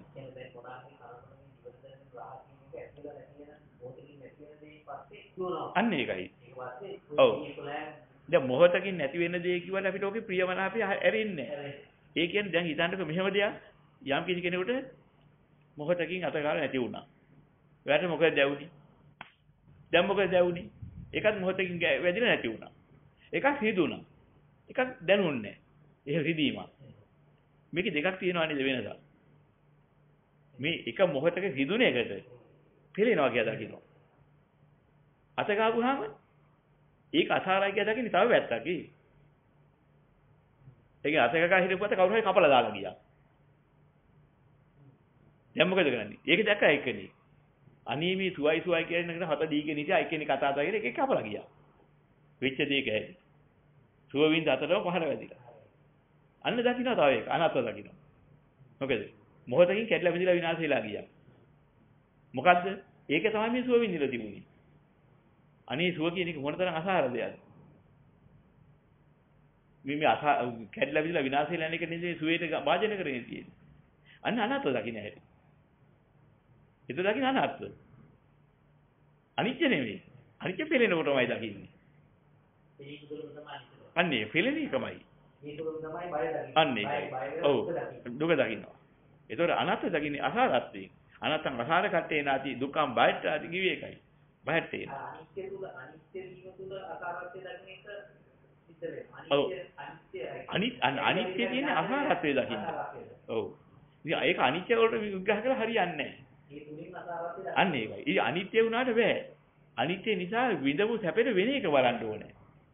අර හරියට ඔකත් අර මරණ සතිය වාගේ. දැන් මරණ සතිය කියන අදේ පුරුදු ඉරන්නේ මැරෙනවා කිය ඉන්නේ. බුදුරන් වහන්සේ දේශනා කරේ මැරෙනවා නම් මොකද කළ යුත්තේ කියලා කල්පනා කළාද? අන්න ඒකයි කිව්වේ. මරණ සතිය කියන්නේ එතන. මැරෙන එක නෙමෙයි මරණ සතිය. මැරෙන බව දැනගෙන අප්‍රමාදයෙන් යුතුව මාර්ගය වඩපල්ලා. අප්‍රමාදයෙන් යුතුව මාර්ගය වඩන නම් මැරෙන එක මුල් කරගෙන දැනගෙන. ඒකට මරණ සතිය කියනවා. මරණ සතිය වෙන්නේ එහෙම මරණානුස්සතිය වෙන්නේ. මරණානුස්සතිය නිවන් මාර්ගය. මැරෙනවා කියවත් නිවන් දකින්නේ නැහැ. ඒවයි කැඩෙනවා බිඳිනවා විනාශ වෙනවා කියවත් නිවන් දකින්නේ නැහැ. කැඩෙනවා බිඳිනවා විනාශ වෙනවා කියන දේට ගෝචරයදී අපි සැප සම්පත් විඳිනවා කියන ඔක්කොම තියෙන්නේ ඒකේ. කැඩෙන බිඳින විනාශ වෙන ඒවා. එහෙනම් ඒක විනාශ වෙලා යන එකක් අරින්නේ ඒකේ සැප සම්පත් විඳින්න ඉන්නවා අන්තිමට මොකද වෙන්නේ? කැඩලා බිඳිලා විනාශ වෙලා ගියාම ඉතුරු වෙච්ච සැප සම්පත්තියකුත් නැහැ, විඳපු එක හරියකුත් නැහැ. මේ ඒක වස්තුවක් විනාශ වෙලා ගියා. ඉතින් ඒ සම්පත් මොකටද? අන්න අදහස ආවා. අසාරත්වය දකින්න දෙන්නේ. කැඩෙන බිඳිනවා කියන එක රුකුලක් විතරයි. දැන් කැඩෙන බිඳින එක දැක්කම විතරයි. යථාර්ථය දකින්න බෑ. ඉතින් ඒක තමයි අද ඔක්කොම කැඩෙනවා බිඳිනවා ඔක්කොම වැරදෙනවානේ ඔක්කොම වැරදෙනවානේ ඔක්කොම ඉවරයිනේ. මේ වැඩක් නැහැනේ කිය ඉන්නවා. දකින්න නැත්තේ ඒකයි. කැඩෙන බිඳින විනාශ වෙන දේ පිළිබඳ ඇයි පස්සේ යන්නේ? ඇයි හොඳයි කියන්නේ? එතන යන්නේ නැහැ. භාගය ගන්න. අනත්ත දකින්න නැත්තේ ඒකයි. අන්න ඒක අනත්ත අසාර කට්ටේ නාති. අන්න ඒකයි කියන්නේ. ඉතින් අනත්ත නම් අසාර දකින්න ඕනේ. අසාරත්වය දකින්න අනත්ත දකින්නේ. අසාරත්වය දකින්නේ මෙච්චර කල් ජීවිතයක් අවසානකම් ගත කරලා මහා ලෝකෝට සම්පත් වෙන්නේ ජනාධිපති කියලා හිටියා මැරිලා. අරන්තියක් આવුත් එහෙම. අනේ ඉතින් මෙච්චර කල් කරපේක මොකද යාට හම්බ වුනේ? අසාරයි. යාර මොකුත් හම්බ වෙලා නැහැ. බලපුවහම මෙච්චර කල් කරපියා මොනවා හරි කරපුවා තියුණා ඒක තරම් ගිහිල්ලා. තව දිනක දුක් විඳිනවා. අර ඔක්කොම නම්බුකාරකම් ඔක්කොම ඉවරයි තතරාලාන්තර ඉවරයි. අද ගියාම බල්ලෙක් වෙලා අන්න ගිහිල්ලා බලන්න. කිව්වොත් එහෙම මොකද වෙන්නේ? දැක්කා නම් දකින්නකොටම අනේ සම්පත්තිය කියන අසාරත්වය. මේ නැලසිලා යන එකේ තියෙන මොනවද වටනවා කියලා හිතාගෙන ඉන්නේ. ලෝක සත්‍ය ඔහොම නේද මේ සැරිසරන්නේ. මොනතරම් අසාරද මේ සම්පත්තිය කියනවා. අන්න අනත්ත දැක්කා. අනත්ත දකින්න එකට අවශ්‍ය වෙනවා අද්දුවන් අනියතන් කියන මේ දෙක. අනිත්‍ය නෙවෙයි. ඒ අනිත්‍ය කියලා කියන්නේ සංස්කෘත වචනේ අද්දුව කියන එකට. අද්දුවන් මේ අනියතන්. මොකද අනියත කියන වචනේ නියතවාද අනියතවාද කියන දෙකක් ඒගොල්ලන්ගේ තිබුණා. ඒ කාලේ. ඒ අනියතවාද තිබුණා මිසක් අනියත නිසා සම්පත් අත්හැරින්න ඕනේ අසාරයි කියන එක තිබුණේ නැහැ. අන්න ඒකයි වෙනස. අනියතයක් තිබුණා. ඒකච්ච සාස්වදවාදයේ වැස්සා. කොටසක් ස්ථිර නැහැ. අනියත නිසා හරයක් නැහැ කියලා අපිට අත්හැරියේ නැහැ. කොටසක් ස්ථිර නැහැ. ඒක බබලෝ ස්ථිරයි. ඒකට වැස්සා. අන්න ඒකට ඒකච්ච සාස්වදවාදයේ කියනවා. කොටසක් අනිත්‍යයි. අන්න අනිත්‍ය ගැට වෙන උතන. ඊ අනිත්‍ය තමයි මේ බුද්ධ ධර්මයට පැටලෙන්නේ. මේ බුද්ධ ධර්මයේ අනිත්‍ය කියන එක නෙවෙයි තිබුණේ. අනිත්‍ය තියෙන්නේ කොටසක් නෙමෙයි සියල්ලම අනිත්‍යයි. ඒ සියල්ලම අනිත්‍ය කියන බොරුවක් නෙවෙයි. සියල්ලම අනිත්‍ය නම් මොකද්ද ගත්ත තීරණේ? සැප සම්පත් ඉදගෙන හිටපුවා එකක්වත් ඉතුරු වෙයිද?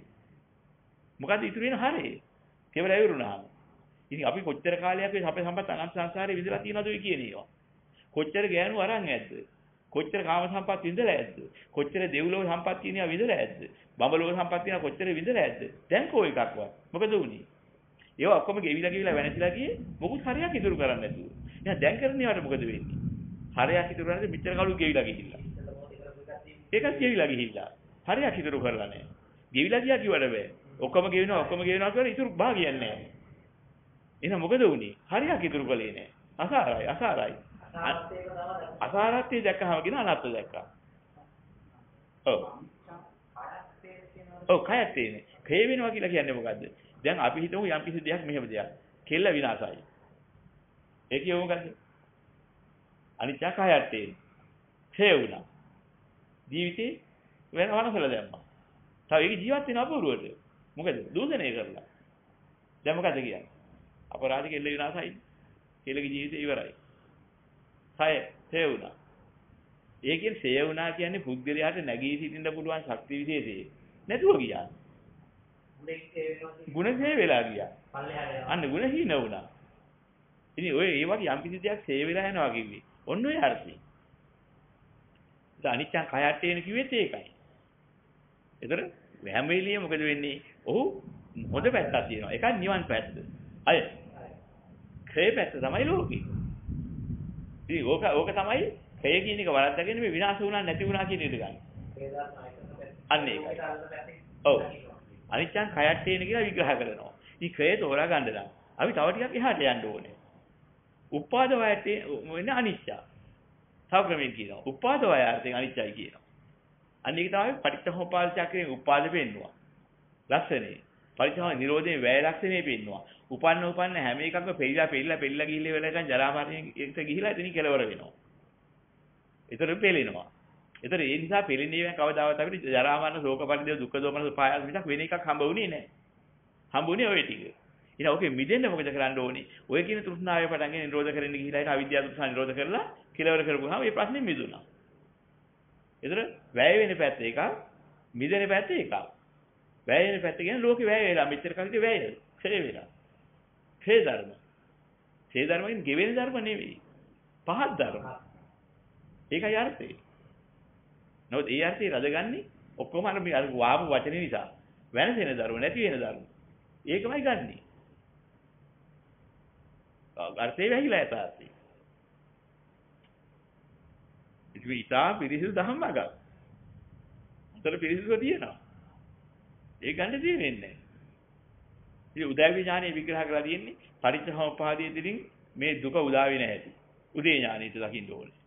මේක සහවලින් නැති කරලා දාන්නේ පරිච්ඡේදෝපාද නිරෝධය තුලින්. ඒක දකින්නේ වැය ඥානෙ. ඔක නිත්‍ය ප්‍රකාරණේ පෙන්නලා තියෙනවා. ඒ කියන්නේ මහා කච්චායන මහ රහතන් වහන්සේ තමයි බුදුරජාණන් වහන්සේගේ ධර්මයේ දුන්නේ හොඳට විග්‍රහ කරලා දෙන්න දක්ෂ බුදුරජාණන් වහන්සේ අනුමැතිය ලැබෙන්නේ. උන්වහන්සේගේ අටුවාව තමයි නිත්‍ය ප්‍රකාරණේ. නිත්‍ය ප්‍රකාරණේ ওই ටික තියෙනවා. එතන අනිත්‍යං කයට්ටේන දුක්ඛං බයට්ටේන නැත්නම් අසාර කට්ටේන ආදී කියලා මේ සරියුත් හාමුදුරුවෝ ධර්මයේ විග්‍රහ කරලා දේශනා කරන්න දක්වයි උන්වහන්සේගේ අටුවාවේ තියෙනවා. ඒ තමයි පටිසම්භිදාමග්ග ප්‍රකාරණේ. ඔය පොත් දෙක සංගායනාවේදී මේ සංගායනාරුණ වෙච්චා. අද කොන් කරලා තියෙන්නේ.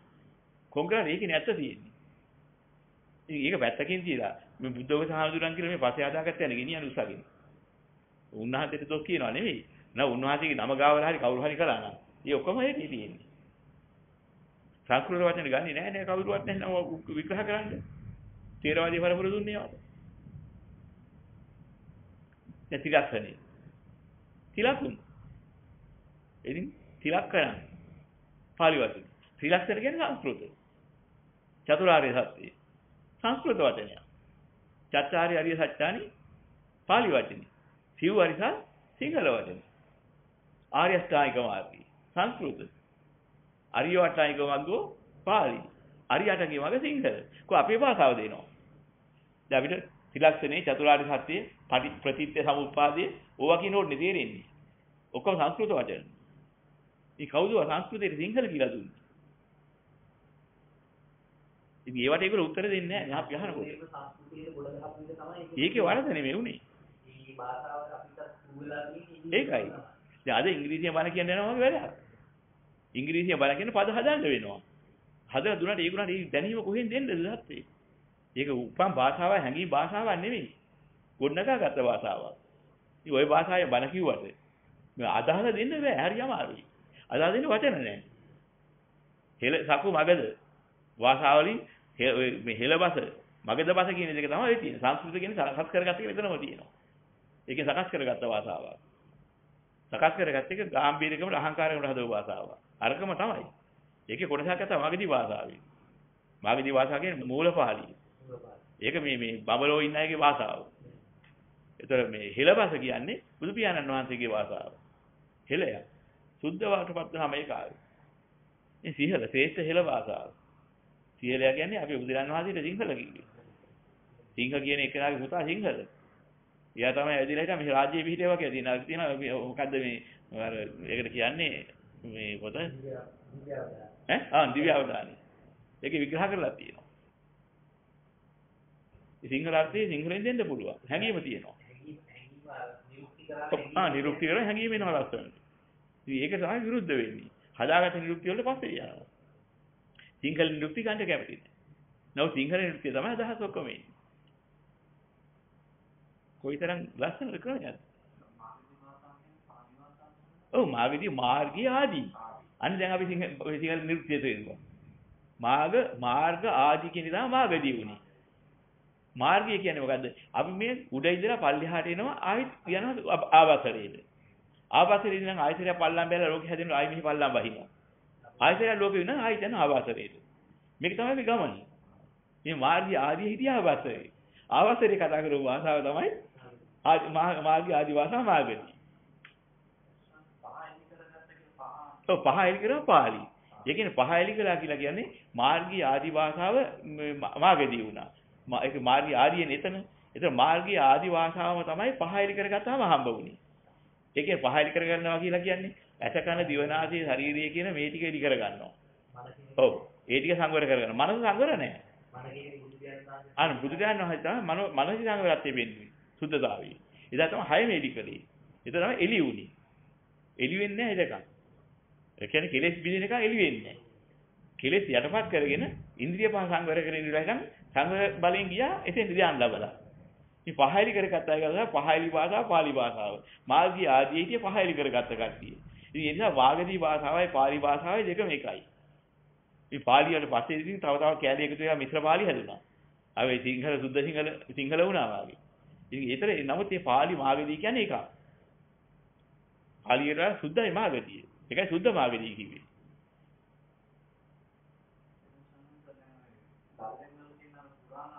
ඔව්. දැන් අපිට තවක හොයන්න බෑ. බුදුරජාන් වහන්සේ දේශනා කළ මාර්ගය මොකද්ද කියලා. දැන් වැහිලා. අපිට ඕක හොයාගන්න බෑ. දැන් එදා බුදුරජාන් වහන්සේ මේ කර්ණීයමෙත්ත සූත්‍රයේ දේශනා කළා කිව්වොත් ඕක පස්සේ හදාගත්තා. ඒ කියන්නේ එදා අදහස ගත්තා. අදහස අරගෙන පස්සේ ගත්ත මේ පාලි භාෂාව පස්සේ හදාගත්ත එකේ වචන වලට නැගුවා. කියන්නේ අකුරු තිබුණේ නැහැ. සංස්කෘත භාෂාවෙන් හදලා දුන්න අකුරු වලින් දීපුවා. ඔක්කොම කලවම් වුණා. අර කියන්නේ අකුරු තිබුණේ නැහැ පාලියට. පාලි අකුරු නැහැ. මේ අකුරු පාවිච්චි කරපු එක දෙන්න දෙනවා විස්තර මේ සංස්කෘතියේ බලපෑම ඒකයි හේතුව. ඉතින් දැන් නාගර අකුරු කියා තියෙනවා. නාගර කියන්නේ මූලික අකුරු ක්‍රමය තමයි. ඒ නාගර අකුරු කියන එක වචනේ තියෙන්නේ මේ ඒකේ අපි මේ සත්ව ආකාරයෙන් ගත්ත එකක්. ඔව්. මේක වැඩිද? ඒ සත්වෙන්ගේ ස්වභාවයන් අරගෙන යාදත්තේ සටන් ක්‍රම හොයාගත්තේ. සත්තුන්ගේ වඳුරන්ගේ සටන් ක්‍රම ඌ යන්නේ නැහැටි සිම්පන්සියෝ ගහ ගන්න හැටි අල්ලගෙන මිනිස්සු අල්ලගත්තා. ඔන්න ඔගේ මේ සතුන්ගේ එක එක ශබ්ද වලට වෙන චලන. ඒ චලන රටාවල් අල්ලගෙන ගත්තා. ඒක තව තියෙනවා කම්පන රටා. ඒ කාලේ මනසින් දකින්න පුළුවන් ඇති මේ කම්පන රටාවට චලන දැක්ක හැකි. ඇති වෙන චලන. ඔව්. අන්න ඒකයි. ඉතින් ඒතරේ මූලික අවස්ථාවේදී කම්පන චලන තියෙනවා. රා කියනකොට වැටෙනවා රයන්න. ඒ රයන්න කියන්නේ අද රයන්න නෙමෙයි. අර ඉරිසයන්. පා කියාගෙන යනකොට ටක් ගාලා හැරයක් වැටෙනවා. ඔව්. අන්න ඒකයි. එනවා. දැන් සමාධිලා ඉන්නකොට මේ ඕවා කියනවා හරියට. ඒ චලන යනවා. තව ඉතින් දියුණු වෙන්න ඕනේ මොකද ගිය කියලා වලා ගන්න. ඒ කියන්නේ ගති රුව ගියේ. ඒ ගති රුව හොයාගන්න ඉවර වුණා මොකද්ද කියලා බය වෙනවා සමහර ලාවට. හැමතැනම නලියනවා. හැමතැනම අකුරු. වගේ මේ විවිධ දේවල් එනවා. හොයන්න බෑ. ඒ කොහොම ගති රුව. ඒව තමයි මේ දාතිපිට අකුරු නාවල. ඉතින් ඕක හරියටම මේ මනස සමතුලිත වෙලා මේ සමාධිය හොඳට කම්පන නැතුව හිටියට පස්සේ බාහිර ආපදා නැතුව ඌව අරගෙන තමයි මේ ඒ කාලේ නාගර දිව්වේ. හදලා දුන්නේ. වටාකුරු ශාස්ත්‍රයේ මෑත් කාලේ. ඊටාම අවුරුදු 1000කටත් මෙහා. ඔව්. ඒ තිබුණ බාට ලකුණක් නැහැ නේ වටාකුරු. ඔය තියා. කිසිම සෙල්ලිපියක නැහැ. කියන්නේ ඉතින් නාගර අක්ෂර කියන එක තිබුණා. බ්‍රාහ්මී අක්ෂර කිව්වවට. ඒ බ්‍රාහ්මී අක්ෂර වලින් තියෙන සෙල්ලිපි මිසක් වටාකුරු සෙල්ලිපි තියෙන්නේ මේ අවුරුදු 1000ක මෙහා. බලපාන්න ඕනේ. ඔය යා තිබුණා. ඒ කියන්නේ අවුරුදු 6000ක් විතර. කොච්චර කල්ද? මහා කාල කුලස්ති කියන අය හිටියේ කොච්චර එහා කාලේ. ඒ ශ්‍රාවණ රජුගේ කාලේ. ඔව් වාක් ඈත කාලේ ඉඳන්. ඉතිවරපුරේ. ඉතින් ඒගොල්ලෝ සංස්කෘත භාෂාව සංස්කෘත හදාගත්තා ඊට පස්සේ. ඒ අනුසාරයෙන් හදව භාෂාවනේ. වලින් ආවේ නාගර. ඉතින් ඊර්ෂිවරුන්ගේ භාෂාව නාගර. බවුණන්ගේ භාෂාව සංස්කෘත. ඔව්. ඒ මෙහෙමයි. හෙළ භාෂාව කියන එක හරියටම ගන්න අමාරුයි. එයා මේ සිවිවිලින් ව්‍යාපාරත් උපරිමයෙන් නැගුණ බලේ ඉන්න ඕනේ. එහෙම වුණාම තමයි උන්වහන්සේලා හෙළ භාෂින් කතා කරන හැකියාව ලබන්නේ. ඊට පස්සේ උන්වහන්සේලාගේ නිතර භාවිතාව හෙළ භාෂ වෙනවා. ඒ ඇසුරු කරන උපාසක උපාසිකාව ඒ භාෂාවල පුරුදු වෙනවා. ඔව්. අන්න ඒකයි. ඔව්. දැන් මේ වගේ කාලයක ඒ තරම් සුද්ධ වෙයි කියලා කියන්න අමාරුයි. මොකද හැදුනා වුණත් අර අවාරේ සම්බව වගේ. දැන් මේ කාලේ රාතන් වහන්සේලා පහළ වුණත් අර වගේ වැහි වහි ඉන්න එන්න අමාරුයි. බොහොම කලාතුරකින් 30 දෙනෙක් ඒ ආවත් මේ ඉන්න මේ සමාජයේ අද බුදුහාමුදුරුවෝ ගාවත් එහෙම කිසි කතාවක් නෑ පන්නනවා. මේ ඉන්න කට්ටිය එකතු වෙලා. කතා කරන්න දෙයක් නෑ. මේ ධර්ම විනාශ කරන්න එකේ කාවා කියලා. කොහෙද ඉන්නේ තාපසේ කියලා. ඒ මානසිකත්වය එහෙමමයි. අද ඔය කියන සත්‍යයේ දෘෂ්ටිනේ ඔක්කොම බුදුරන් වහන්සේ දැක්කත් මේ විරුද්ධ වෙනවා. ඔය පිළිමයෙන්දට. ජීවමානව දැක්කොත් එන සම්පූර්ණ විරුද්ධයි. කොහෙද යන්නේ මේ බවුණේ කැදිරේට බුද්ධහම විනාශ කරලා ඇවිදින් කියයි. ඒ தත්ත්වයේ උදාරෙන්නේ. ඉතින් රාතන් වහන්සේ නමක් අද පහළ වුණා කිව්වොත් එහෙම කිරීම බයිනවා. අපරාධ අපාගත වෙනවා. එච්චරයි වෙන්නේ. ඉතින් කවදාවත් මේ එදා කිව්වත් අද කියන්නේ නැහැ තමයි. කිව්ව කී දෙනෙක් විනාශයි. ඔව්. ආය කතා කරන්න දෙයක් නැහැ. ඒක වෙනවා. ඒසයි ඉතින් අද ඉතින් අර සිව් පිළිසෙන් පියාපත් අවිඥාලාභී මහරහත් ඵලයේ තියෙන මහ පොළොව හරි හොල්ලලා පෙන්නන්න. ඒ සියලු හැකියාව. එහෙම විකුණුනොත් ටිකක් ඔව් එහෙම වුණොත් යම් කිසි විදියක මේ ඊට වඩා යමක් කරලා පෙන්නන්න පුළුවන්. ඔව්. ඊට පස්සේ දෙවෙනි කරන්න බැරි වෙනවනේ. අර සූර්යා පහ පිලාවට කණා වෙදිරට වෙච්ච එක අහිතර වෙනවා. ඒවත් වෙයිදන වෙයිද කියන්නේ බෑ වෙන්නත් ඉඩ තියෙනවා. ඒවා ඉතින් කියන්න බෑ. මොකද මේ කාලේ මාර පාක්ෂික බලවේගය ඒ බඳු අය සම්පූර්ණ හිර කරන උපරිමයට හිර කරලා ඉන්නේ. ඒ කියන්නේ දන්නවා මේක පැන්නොත් මොකද නෑ මිසයිල් එක ගැහුවා වගේ කියලා. පුපුරලා ගියොත් හැමතැනම යනවා ආයි මාර පාක්ෂිකයන්ගේ තන කැඩිලා ගිහිල්ලා. ඒකින්ම රකින්නවා. ආයි දෙන්න නම් එපා කියන එකේමයි ඉන්නේ. ඊට නම් දෙන්න එපා. වහා මනසපල්ලා. ඊට දෙන්න මෙපා නැගෙන්න. ඉතින් ඒක අද ඊයේ නෙමෙයි මාර පාක්ෂික ඒ කාලේ 2500 ඉස්සරහට නෙමෙයි. ඒ බුදුරන් වහන්සේලා වෙච්ච සිද්ධිය එන හැටි ඔක්කොම දන්නවා. දැනගෙන ඔක්කොම රකින්නවා. රකින්න පුළුවන් තරම් රකින්නවා. අන්න ඒක ඒ දවස් ගානයි. සුළු කාලයක් නේ. ඉතින් ඒගොල්ලෝ ඕන තරම් ඉන්නවා කෝටි ප්‍රකෝටි අනන්ත ඉන්නවා මේ දස බිම්බරක් මාර සේනාව. මේ මහ පොළොවක බර 10ක්. බිම්බර 10ක්. දස මාර සමාජයේදී මරුන් යනවානේ දැන් මේ බුදුරජාණන් වහන්සේ ජයග්‍රහණය දීලා. ඔව්. ඒක වර්ෂ ගණනක් තියෙනවද ඒකම? එනේ කොයි ගියා වුණාට මේ බැරිකවට යනවා. නොගිහින් බැරිකවට. අන්න ඒකයි. ඒ නිසා යනවා මිසක් මේ නැතුව දාලා යනවා නෙවෙයි. ඉතින් 7 අවුරුද්දක් පස්සෙන් ආවා නේද? ඊට පස්සේ ඇවිදලා බැරිම තැන නිකන් හිටියේ. ඊට පස්සේ අර පින්නවා පාන එක ඔව්. අන්තිම ඉතින් තාවනේ අවසාන. ඉතින් අතැරියම නැහැ. ඒකයි. දැන් ඊට රාතන් වහන්සේලා පස්සේ කොච්චර ආවද? මොකද මහරහතන් බඩලා සිංගුවේ අන්තිමට. ඉතින් අතරින්නේ නැහැ ලේසි. මුල අවස්ථාවේ පෙරදුනාට ඊළඟට අන්න ඒකයි. බලනවා කොච්චර හරි බලනවා. දැන් ඔය අන්දවනේ කියන එකේදී භික්ෂුණීන් වහන්සේ රහත් තෙරණින් වහන්සේලාට කොච්චර පෙනී හිටලා මේ කතා කරලා තියෙනවා විවිධ කතා කියලා. කාමයන්ට පොළඹවන්න කතා කියලා තියෙනවා මේ විනිශ්චය ස්මාවගෙන ඉදිලා කියා තියෙනවා. බය ගන්නලා තියෙනවා. කොච්චර කරලා තියෙනවද? ඉතින් ඒ කාලේදී ශ්‍රාවක ශාවිකාවන්ටනේ. ඒගොල්ලෝ අරිහත් ඵලයට පත් වෙලා හිටපු ගැඹුරට හිටපු අය අවිඥා බල ලාභීන් හින්දා බය කරන්න කම්පා කරන්න බැරි වුණා. නෝ කරන්න පුළුවන් ඔක්කොම කරලා තියෙනවා. ඉතින් මේ කාලේ නිකන් ඉන්නේ නැහැ. ඉතින්ලන් නෙවෙයි ඉතින් හරි අමාරුයි. මොක කාගේ පිළිසනද දැන්? කවදා හරි පාරමිතා ගුණයක් ඇවිදලා හිටන් ඔය පැත්තකින් හැංගිලා ඉදිලා මතු වුණොත් මිසක් මේ ආයි ඉල්ල ගන්න එකක්වත් නැහැ. කාගේ පිළිසක් කියන්නේ? අන්න ඒකයි. ඒ කාලේ උන්වහන්සේගේ ආශිර්වාදය තියෙනවා. ඉතින් කියනකොට වෙනවා. ශක්තිය තියෙනවා. දැන් ඉතින් අර පාරමිතා පුරව කෙනෙක්ගේ ශක්තියක් નિરાයාසයෙන් මතුවෙන්නේ නැහැ. નિરાයාසයෙන් කියන්නේ මේ දන්නේ එයාවත්. දැන් බුදුරන් වහන්සේ දන්නේ නැහැ මම මතු බුදු වෙනා මේ රන්තලිය උඩුගම් බලා යාවා කියලා දැන් හිත බුදු වෙනවා කියලා දන්නේ නැහැ නේ. එච්චර පුරාගෙන ඇවිදින්න. අනික දැන් දන්නවද මේ? ඒකනේ කියන්නේ. අද මේ ශ්‍රාවකයෙකුට එහෙම වාසනාවක් හම්බෙලා තියෙනවා. ඒ ශ්‍රාවකයා දන්නවද? දන්නේ නැහැ. වෙනකම්. ඒ උනොත් කියයි. ඔව් උනේ දිදී මේක ඔක්කොම කියයි. ඔව්. ක්‍රමය ඔකයි.